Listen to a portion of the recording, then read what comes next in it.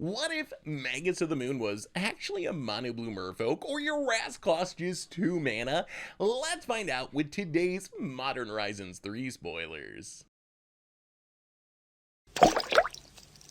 Hello everyone, it's Seth, probably better known as Saffron Olive, and it's time for another daily dose of Modern Horizons 3 spoilers. So we've reached day 2 of spoiler season, and today we don't have nearly as many cards as yesterday, thank goodness, that was a long one. But we have some really exciting, super playable stuff for Modern and also a little bit for Commander, which means we should probably jump right into it, start talking sweet new Modern Horizons 3 cards. Before we do, a couple of quick reminders. First, if you need any of these cards, you can snag them from our sponsor Card Kingdom over at cardkingdom.com/MTGGoldfish. Second, to keep up on all the latest spoilers throughout the day, you should head on over to MTGpreviews.com. Anyway, let's talk Modern Horizons 3. First up today, we have a big one in Harbinger of the Seas, and this is probably going to be one of the more impactful cards for Modern that we've seen so far.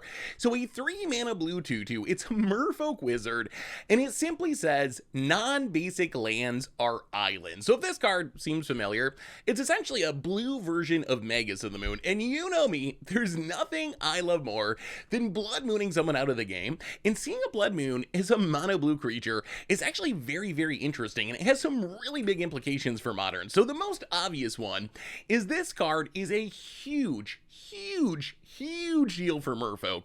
So if you think about Merfolk, not only is it a mono blue deck, so playing a Harbinger of the Seas isn't really going to disrupt you too much. I guess it shuts down your Mutavaults or whatever, but totally going to be worth the cost. The bigger deal is Merfolk really wants your opponent to have islands. We see Merfolk playing cards like Tide Shaper to give your opponent an island. They used to play Spreading Seas and still do sometimes to give your opponent an island, because the main way that Merfolk wins is plays a bunch of Merfolk and then plays a Lord of Atlantis, a Master of the Pearl Trident, maybe a couple of those to not only pump your Merfolk but give them island walk. So Harbinger of the Seas, I think, immediately becomes the best way to give your opponent an island, because not only are you giving your opponent an island, you're also going to get some free wins with this card, where if you run into like a domain deck or whatever, you kind of just lock your opponent out of the game. It disrupts Tron, so it's not only a Tide Shaper, but it's really going to let you get free wins in some of your tougher matchups. So I think this card is it's hard to overstate just how impactful this is going to be for Merfolk. I assume this is an easy 4 of one of the best cards in the deck. What exactly do you cut? I don't know. I am not the biggest Merfolk player, but I'm sure you'll find room for it somehow, because this card is so good. But it goes beyond that. So there used to be this Modern deck called Blue Moon, and the idea was you were essentially like a mono blue control deck playing like Archmage's Charms, Cryptic Commands, Vidalcan Shackles, and then you try to stick a Blood Moon to like disrupt your opponent's mana and eventually win. Now, thanks to Harbinger of the Seas, you can kind of do the same thing, but you don't even really need to go into red if you want to. You can be like a mono blue control deck, or you can play Harbinger on top of Blood Moon if you want to just have multiples of this effect. So I think that's another possibility. Definitely going to have to try some Blue Moon action now that it can be mono Blue Moon thanks to Harbinger of the Seas. And I think this also has implications for some decks that already play Magus of the Moon. Like Magus of the Moon often shows up in the sideboard of Izzet Murktide, one of the best decks in Modern. But I was thinking about it, and I'm pretty sure if I had to choose, I would rather have all my non-basic lands be islands in my Izzet Murktide deck than be mountains, because if you think about how a Murktide deck is built, it's got a bunch of single red spells, right? You got your Ragamons and your Lightning Bolts and so forth, but all the double colored spells are blue. Murktide Regents, Subtlety counter spells, so I think it actually improves your mana base. If you have Harbinger of Seas over Magus of the Moon, it's going to make it easier to cast your spells once you get it on the battlefield. So I think there's going to be other decks like that as well, and that doesn't even include the possibility of this being a Blood Moon for decks that traditionally wouldn't be able to play a Blood Moon because it just messes with their mana too much. Think about like a mill deck that's typically Dimir. You don't want to splash into red to play a Blood Moon or a Magus of the Moon, but if you want to and you're worried about Tron or worried about a Amulet Titan deck, you can easily run Harbinger of the Seas in your sideboard. Same with control decks like blue-white control. Going into 3 colors for Blood Moon, pretty painful, really going to hurt your mana base, but you can easily build a blue-white control deck with all your Teferis and so forth that can support Harbinger of the Seas out of the sideboard to improve some of those bad matchups, or like Urza Lord High Artificer decks. So I think this card is going to see a ton of play in Modern, and I think it's also going to do some work in Timeless. So in Timeless right now, we have Literal Blood Moon, and Literal Blood Moon does see a decent amount of play. There's certain decks like Field of the Dead decks, Domain's really popular. The Blood Moon just straight up wrecks. Harbinger of the Seas now gives us Blood Moons 5, 6, 7, and 8. So it lets us go all in building around this effect, maybe in some sort of like Blue Moon control deck like we were talking about before. But now that we can play 8 Blood Moons, we're going to be able to make sure we have one literally all the time. Plus it also is going to help with Merfolk in Timeless, which has a lot of the same synergies that you see in Modern. The other thing about Timeless with this card is this is the first Blood Moon that you can find with creature tutors. In Modern, a lot of times you see Magus of the Moon in Collected Company decks, in Court of Calling decks. It's like a one of where, if I don't really need it, hopefully I don't draw it. But then in the situation where it's going to be really good, I can use a Court or a Collected Company to kind of tutor it up. Now we're going to be able to do that in Timeless with Harbinger of the Seas, since we don't have actual Magus of the Moon. So Harbinger of the Seas, I absolutely love this card. I think this is one of my personal favorite cards in the set because I love my Blood Moons, but I also really think this is going to be one of the most impactful cards from the set for Modern and for Timeless. I think we're going to see Merfolk on the rise in Modern once again. We kind of saw this with the last Modern Horizons, right? They got Sevulin and Merfolk suddenly got good again. I think Harbinger of the Seas is going to have that style of impact. Plus, it has a bunch of implications outside of Merfolk. It's just a Magus of the Moon that's mono blue. So I think this card going to see a ton of play and going to be getting a lot of free wins as it just totally wrecks people's mana bases. We also got another new to Modern reprint in Ophiomancer. So Ophiomancer, I do like this card quite a bit. I'm not sure this is quite a Modern playable card, but it is a really cool card. So it's a 3-mana 2/2 human shaman, and it says at the beginning of each upkeep, if you don't control any snakes, you get a 1/1 black snake creature with Death Touch. So what do you do with Ophiomancer? Well, traditionally, it's kind of like a Jadar Ghoulcaller of Nephalia. It's giving you this repeatable token every turn. Actually, in some ways, it's better than Jadar because it triggers on each upkeep, so you can like sacrifice your snake during your turn, get another one on your opponent's turn, sack it again during your opponent's turn, get another one on your turn. So the repeatability of the creature is really huge. Plus, a 1/1 Death Touch snake, way better than a 2/2 Decay Zombie, but it does a lot of similar synergies, right? If you're playing a Ophiomancer, your plan is probably to use it to sack that snake repeatedly for value. So stuff like Yawgmoth Thran Physician, for example, is an easy example. I don't think this is necessarily going to show up in the Yawg deck. It is a 3-mana 2/2. You don't get the first snake until the next upkeep, so I don't know if it's impactful enough, but that's the kind of synergy you're looking for, right? Some repeated way to sack the snake for value.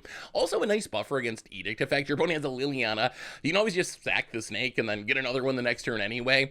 It is nice that the snake has Death Touch. It does mean it can take down some really big creatures, like you block a Territorial Kavu and just kill it with the snake, and it doesn't even really cost you anything because you're just going to get another one anyway, or Primeval Titans Omnath. So if a Ophiomancer has all these cool little synergies, why am I skeptical of it seeing much Modern play? And the answer is really, it's a 3-mana 2/2, so its body is not very good, and it dies to literally anything, from Lightning Bolt to Fatal Push, Unholy to Stern Scolding to Bone Crusher Giant. So all the popular removal is going to take it down. And Ophiomancer, before you say, oh, dies to Doomblade, that's the dies to Doomblade argument, you got to remember Ophiomancer is a creature that really needs to sit on the battlefield to generate value. Like, if you just play this and get a 2/2 and make a single snake, that's not a Modern playable card. You need this to sit out for at least a couple of turns to get the snake and then sack the snake and then get another snake and then block something and then get another snake. So it is the kind of card that not only do you need to resolve it needs to stick out to be good, and I'm just a little skeptical that its body is so small and it lines up so poorly with so many of the popular removal spells in the format that it's actually going to find a home in any deck. The other good news is it is like a almost $10 card because people do play it in commander decks, so it is like a fine value-y reprint, although I don't know. My guess is it doesn't really see any Modern play. Maybe it can show up as like a one-of in a sack deck and a Yawg deck, something like that, as like a tutor target for Court of Calling. But my guess is it's mostly a solid value reprint to get the price down a little bit on Ophiomancer. Next up, we have Wrath of the Skies. And this is another card I think is going to be really good in Modern. So Wrath of the Skies, double-weighted X sorcery. It says you get X energy counters, and then you can pay any amount of energy, destroy each artifact, creature, and enchantment with mana value less than or equal to the amount of energy that was paid. So this is a card, if you read it at first glance, you're like, okay, it's like a Wrath for an energy deck.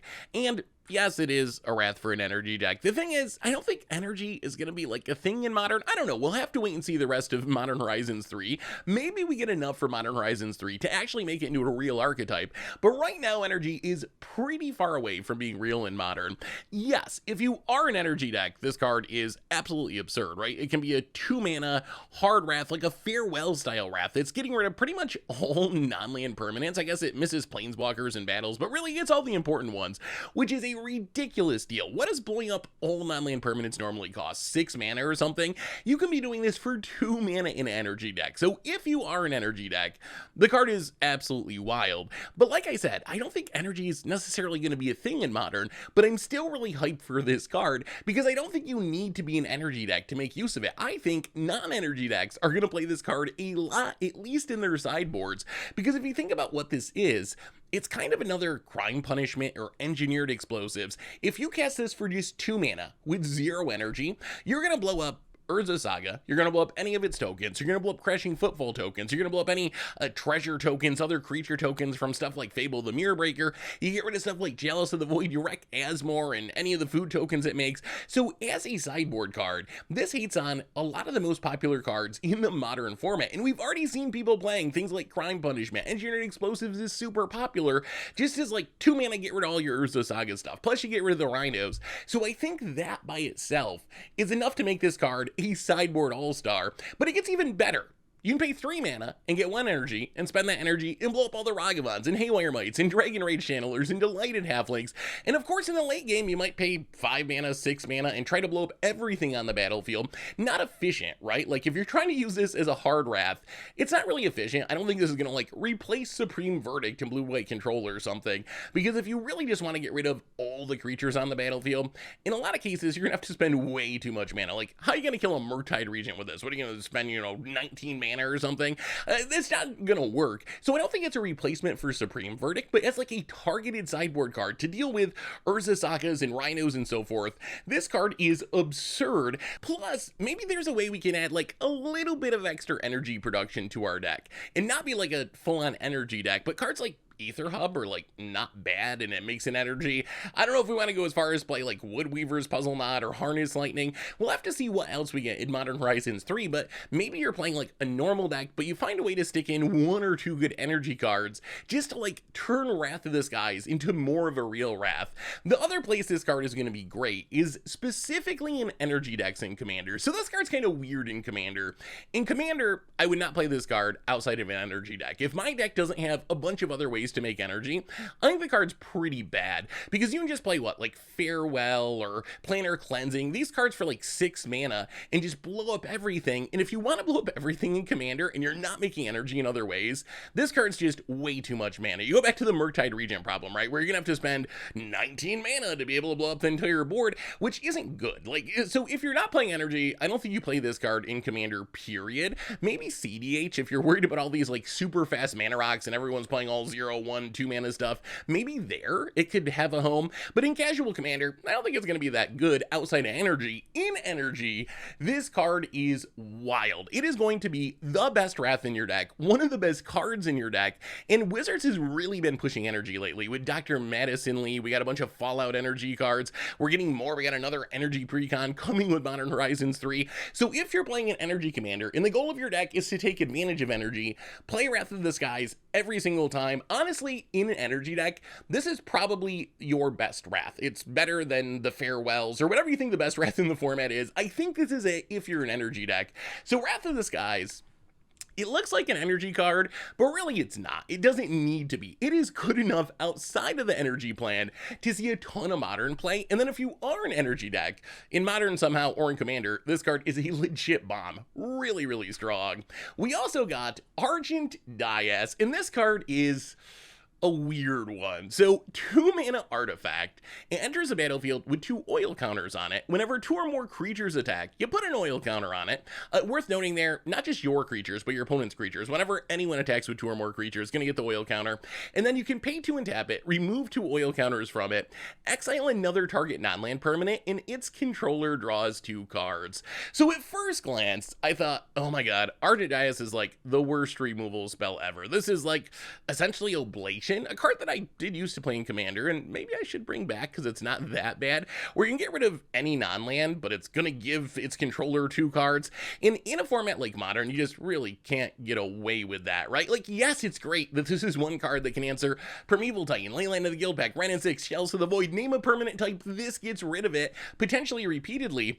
But in most cases, getting rid of a Wrenn and 6, but giving your opponent 2 cards, or getting rid of a Leyline of the Guildpact, but giving your opponent 2 cards, is still a losing proposition. And if you think about it, the first activation is going to be 4 mana, 2 to cast it, and then 2 more for the first activation.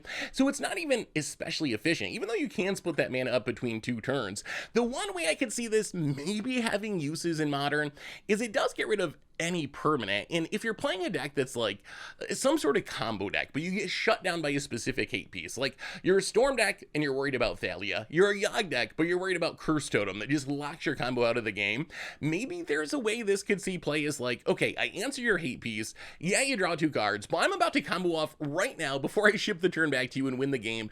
Maybe it could serve that role, although even then, I think there's just better ways of doing that. Most of the time, a Pick Your Poison or something is going to answer most of the same things, or a Fatal Push, so I'm not sure it's going to be good enough in that context. The one intriguing part of this card, and what makes me think maybe it's better than it looks at first glance, is you can use it on your own stuff. And if you use this on your own stuff, and you squint like super duper hard, it's kind of Skull Clamp at home, right? So Skull Clamp, you equip a creature, it's got to have 1 toughness, it dies because of the +1, -1, and then you draw 2 cards. So altogether it's 2 mana to draw 2 cards, and you got to lose a creature. Argent Dias, not as efficient. It's 2 to cast, 2 to activate, but once you get on the battlefield, it's essentially, as long as you got enough oil counters, which as long as people are attacking, hopefully it keeps stacking up and you have enough, but it essentially becomes 2 mana, get rid of a creature or whatever, draw 2 cards, not repeatable like Skull Clamp. Part of the upside to Skull Clamp, and what can make it so busted, is if you're playing a deck with a bunch of tokens, you're just like, 1 mana Skull Clamp, draw 2, move it over to the next creature, 1 mana Skull Clamp, draw 2, and it just generates a new hand of cards essentially for a low price. Argent Dias, not going to be able to do that because it is tapping, it's a one-shot use, but I do think that's intriguing. So maybe there's a world where, like, I don't know, you're playing some sort of aggro deck with a bunch of creatures like humans, or some Esper Sentinel deck or Hardened Scales deck. It works really well with Bowmasters because you can snipe the amass token it makes, and you're using this to like repeatedly draw 2 by killing your own stuff. Probably a bit of a stretch in Modern. Like, still, it's 2 to cast, you gotta activate it, you need things to attack, but that does make it a little better, right? If you're a deck that wants to be able to use this on your own creatures, but then you get the upside of like, sometimes I really need to snipe my opponent's thing and it sucks because they're going to draw 2 cards, but it still gets the job done.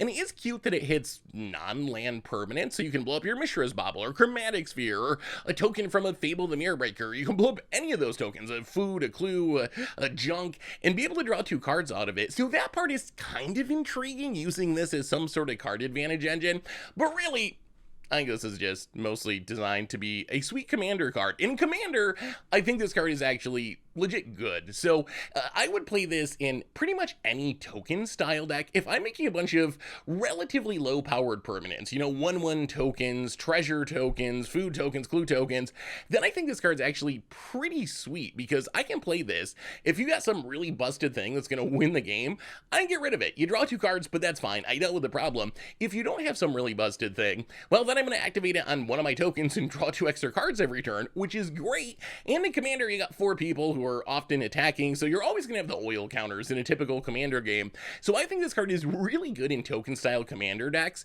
And in Commander, I put a really high premium on removal that gets rid of anything. Like, I'm definitely in the I would rather play Generous Gift than Swords to Plowshares camp, where there's just so many powerful permanents of every permanent type in Commander.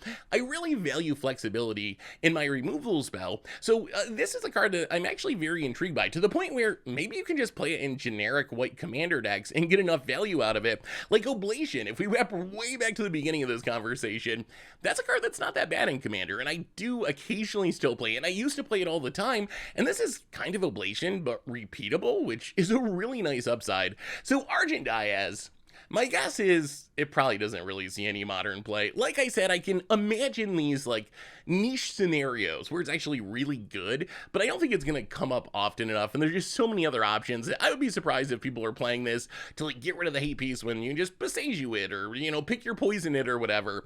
But in Commander, I think this card is at a minimum really good in token decks where you can repeatedly get rid of your own stuff to draw 2 cards, and might even be better than that where you can just play it as a generic good card in artifact decks, in mono white decks, or whatever. Next up, we get a new black 2-drop in Emperor of Bones. So Emperor Bones, 2 mana 2/2. It's a skeleton noble. It's not legendary, which I guess is a good thing for modern, so I'm not going to complain. Although hilariously, this card kind of shows what a tough position Wizards is in with making cards in 2024, because I think the biggest complaint I've seen from people about this card so far is that it's not legendary, and it should be, because Emperor Bones sounds legendary, and people want to use it as a skeleton commander because skeletons don't really have good commanders. So I think this is one of those kind of you're damned if you do, damned if you don't kind of situations where making it non-legendary does increase its odds of seeing modern play, but then it angers the commander crowd, so I don't know what you do about that. But the card itself, 2 mana 2/2, it says at the beginning of combat on your turn, exile up to 1 target card from a graveyard. So very slow, inefficient graveyard hate. You can pay 2 to adapt 2. So for 2 mana, it's going to become a 4/4. So it's a 2 mana 2/2, also a 4 mana 4/4, so not bad stats. And then it says, whenever 1 or more +1/+1 counters are put on Emperor of Bones, put a creature card exiled with it onto the battlefield under your control with a finality counter on it.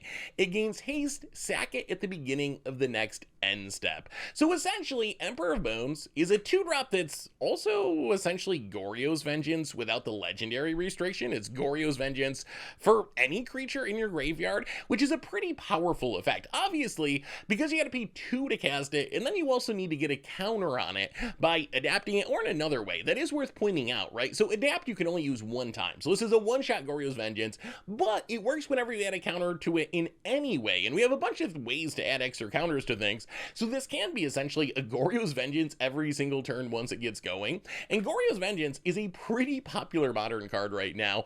There's a tier deck that's built around using Goryo's Vengeance to reanimate a Trox or Grizzlebrand, and then you get around the fact that you gotta exile it on your end step by blinking it with Ephemerate. This same exact trick works with Emperor of Bones. Gonna be a little bit slower, remember, because again, you gotta spend 2 to cast it, and then you need a way to put a counter onto it if you actually want to get the Goryo's Vengeance mode.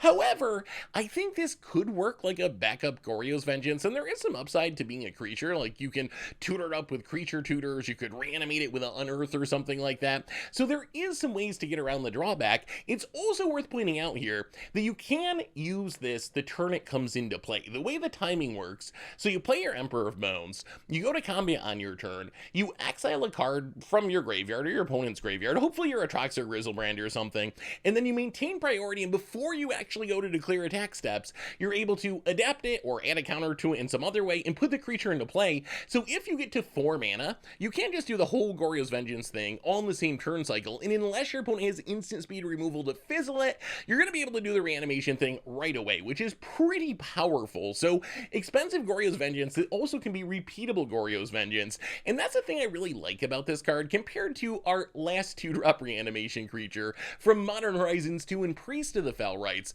The problem with Priest of the Fell Rites is Summoning Sickness, right? You gotta play Priest of the Fell Rites, and then you gotta wait for it to lose Summoning Sickness, or I guess you can Unearth it for 5 mana, but that's a lot of mana. You gotta wait for it to lose Summoning Sickness to be able to activate it and reanimate something. Emperor Bones doesn't have that drawback. If you have enough mana or a way to put a counter on it, you can do this the turn it comes into play, so it dodges the Summoning Sickness issue, which is really, really huge, because Priest of Fell Rites was a card that got a bit of hype during spoiler season for Modern Horizons 2, and has seen essentially 0 modern play since then, but I think this is a pretty big upgrade.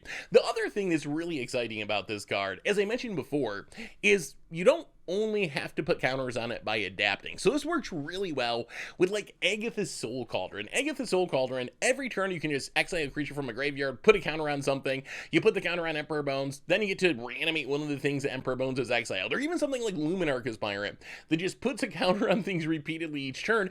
Anything like that gonna be really, really good with Emperor Bones, because it allows you to get around the one-shot nature of the adaptability, plus you don't need to spend mana on it, which speeds up the process greatly. honestly. Like, if you get a Soul Cauldron out, you just play Emperor Bones, go to combat, exile something, Soul Cauldron, put the counter on it, get the thing, hopefully go on to win the game. So those kind of synergies, I think, are going to be pretty strong with this card. Also, it's super cute with Power Conduit. I don't know if this will actually be good enough to see play, but Power Conduit lets you remove a counter from something to put a charge counter on artifact or a +1/+1 counter on a creature. So what you can do with Power Conduit with Emperor Bones is you can remove the finality counter from one of the things you reanimated, and at the same time put a +1/+1 counter on Emperor Bones to reanimate something else. The big pinch I see with Emperor Bones is it only works with the card that it exiles, and it only exiles one card each turn. So that's kind of the max you're going to get out of this. It's not anything that's an exile or whatever. So that's kind of the pinch. The most you can get out of this is reanimating something once every turn if you build around it,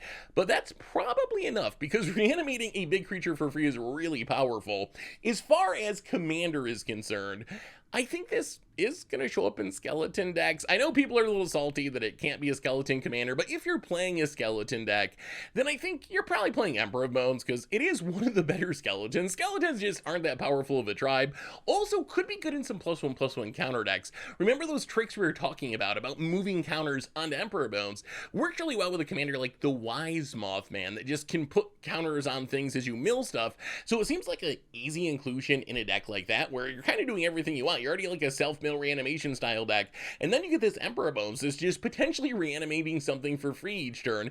Yes, it is Goryo's Vengeance style, so remember the thing that you reanimate, you only get for that one turn, unless you have shenanigans like the Ephemerate to blink it or something like that, but still you get all your ETB triggers, you get in some hasty damage. So for being a 2-drop, I think Emperor Bones is really powerful, and I think it does have a chance to show up in Modern as this weird twist as a Goryo's Vengeance on a body.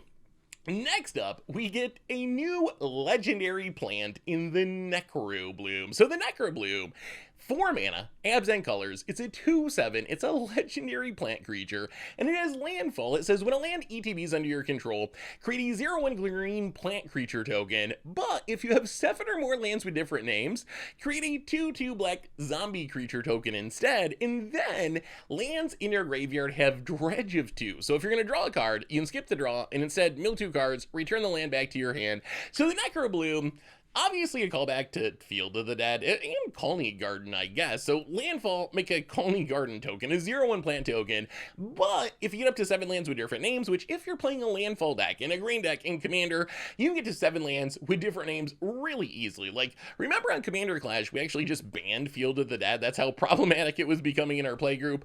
So I think that this is a really powerful Commander card because it's really easy to abuse Field of the Dead. Plus you get this upside of dredging lands, which can do some cool things. If you're missing your land drop, you're guaranteed to hit your land drop, you're guaranteed to be able to trigger your Necrobloom, all your other landfall stuff. It essentially turns all your lands into Dakmor salvage, which has some combo potential. As far as Modern is concerned, I mean, it is a 2/7, so it's got a really, really big butt, and I guess it does work with, like, Scape Shift shenanigans, or, like, Aftermath Analyst, if you make that work in Modern. Like, if you have a bunch of lands ETBing at once, it does make a lot of bodies, which is cool, although, I don't know. To me, this feels like a cool Commander card with a sweet callback to Field of the Dead and so forth, rather than something people are legitimately gonna play in Modern. Like, imagine, like, a normal game with this card. You play it on turn 4, it does nothing. Turn 5, you like skip your draw to dredge and make your land drop and make a 1/1 or a 0/1. Actually, you don't even get a 1/1 out of it. It just doesn't seem impactful enough. In Modern, if you're doing Scape Shift stuff or Aftermath Analyst stuff, you might as well just like win with Valakut or something rather than making some plants. What made Field of the Dead so busted in Modern was that it was a land, so the cost of playing it was essentially free. If you gotta spend 4 mana and have a body stick on the battlefield to get your Field of the Dead value, it becomes much less exciting in competitive formats. In Commander, and I guess in Modern, this might be something we try for against the odds, there is a really easy infinite combo with this card. So it's Gitrog Monster and essentially a repeatable discard outlet that hopefully gives you some sort of value. So like a Eula's Influence, you can discard a land to make a 2/2 bear. Seismic Assault, you discard a land land to shock something, deal 2 damage to something. So the combo is that you're able to discard a land card to, let's say, a Eula's Influence to make a 2/2 bear. When you discard the land card, that's going to trigger Gitrog's Monster's ability to let you draw a card because the land went to the graveyard. And then you can skip that draw and use Necrobloom's ability to dredge the land back to your hand, and then you repeat the process. So you discard the land, make a 2/2, trigger Gitrog, instead of drawing a dredge, get the land back for Necrobloom, make a 2/2, do it again. You make essentially infinite 2/2 bears. I guess it's not infinite because eventually you'll mill your entire deck, unless you're playing like Gaia's Blessing or something. If you have Seismic Assault, you probably just win the game. You just snipe your opponent a bunch. It is a 3-piece combo. It does require a 4-drop and a 5-drop, so I'm not sure this will actually be like competitive in Modern, but it does seem sweet in a Commander deck, or like a good against the odds for Modern at least. As far as Commander goes, people like landfall, so I expect that we'll see this be a relatively popular landfall commander. Abzan, pretty good colors for landfall. You get green, so you get to make all your land drops. Black gives you stuff like Obnixilis the Fallen. There's some good white landfall cards like a Miri Angel. Plus, you can slot in the Gitrog Monster. Infinite combo is a backup way to win the game. So Necrobloom, the flavor is sweet, the butt is big, the tokens are cool. I don't know if it's really designed to be a Modern card, but it is a super cool design. As far as reprints, we got 4 uncommons that are worth shouting out because they've seen competitive play in Legacy at some points in the past. Well, maybe not Worn Powerstone, that one's mostly a Commander staple. But first up, Wirewood Symbiote, which is a staple of elf decks in Legacy. So 1 mana 1/1 that lets you bounce an elf back to your hand to untap a creature only once each turn. So this card does a couple of things. First, it lets you pick up your card advantage elves. One of the ways that elves generates card advantage is by like casting Elvish Visionary, and this you can pick up your Elvish Visionary, you can recast it, plus it works really well with Heritage Druid. Heritage Druid wants untapped elves, and this kind of gives you 2 untapped elves, right? Because you can untap an elf directly and then pick up a cheap elf, replay it so it's untapped, tap them again to the Heritage Druid. So it works really well with those style of elf synergies. It's also really good with just like Elvish Archdruid or elves that tap for huge amounts of mana, because you can just untap it to make double that huge amount of mana. So I expect that if we see elves take off in Modern, Wirewood Symbiote probably be part of it, even though Glimpse is banned, which is a little bit awkward, and it does line up really poorly with Orcish Bowmasters, which is kind of Elves' biggest problem at the moment. Worn Powerstone, mostly a Commander reprint. Not sure if it'll do anything in Modern, but it can ramp a lot, even though it enters the battlefield tapped. And then the 2 lands, these ones are interesting. Cephalid Coliseum, a mono blue land, comes into play on tap. It's a pain land, so you take a damage when you tap it, and then it has Threshold of pay a blue, tap it, sack it. Target player draws 3 cards and discards 3 cards. Activate it only if there's 7 or more cards in your graveyard. So the main use of this card is in dredge decks, where this is just like dredge 3 times, and in dredge, you don't mind discarding 3 cards because you want your cards in the graveyard anyway. So this could have ramifications for Modern dredge. It has seen play in Legacy dredge in the past. The card that I think will definitely have ramifications in Modern is Barbarian Ring. So Barbarian Ring, the red pain land, makes a red mana, comes into play untapped, you take a damage when you tap it, then it has Threshold of red and sack it, 2 damage to any target, activate only if there's 7 or more cards in your graveyard. So we've seen like Ramanamp Ruins see play in formats like Modern, where you just like sacrifice it to deal 2 damage. That costs 5 mana. Barbarian Ring does essentially the same thing, but for a single mana. So I think we could see this show up in the mana base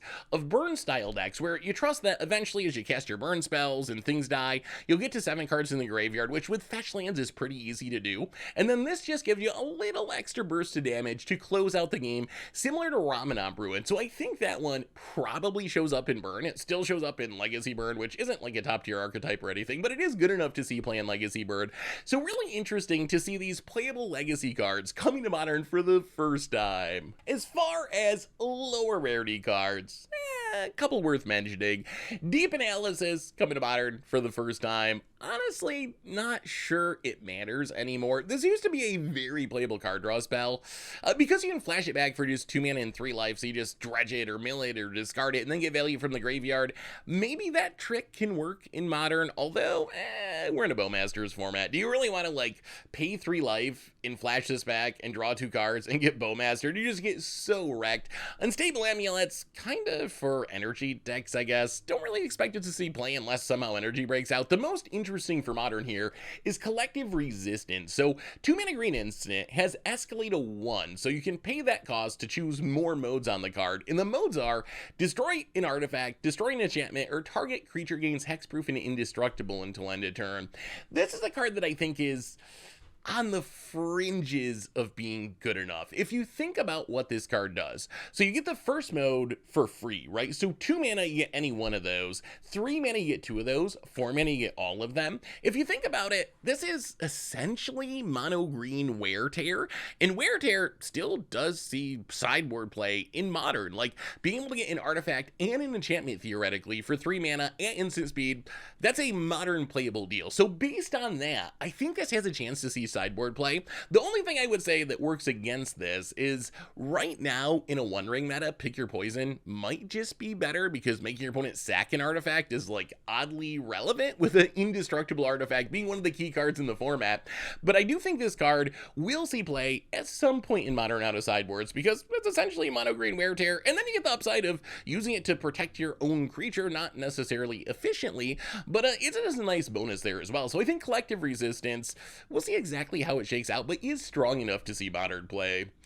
Anyway, that brings us to the end of our daily Modern Horizons 3 spoilers for today. So let me know in the comments which card you're most excited about. How good is the blue Magus of the Moon gonna be? What are we gonna do with that card? How is it gonna shake up the meta? Let me know in the comments. Thanks for watching, everyone. I hope you enjoyed it, and I'll be back tomorrow with even more Modern Horizon 3 spoilers. So until then, have an amazing day, and I will talk to you soon. Looking for even more magic? Well, you can check out yesterday's daily spoiler video here, or maybe the video where we ranked all the win the game cards in the history of Magic.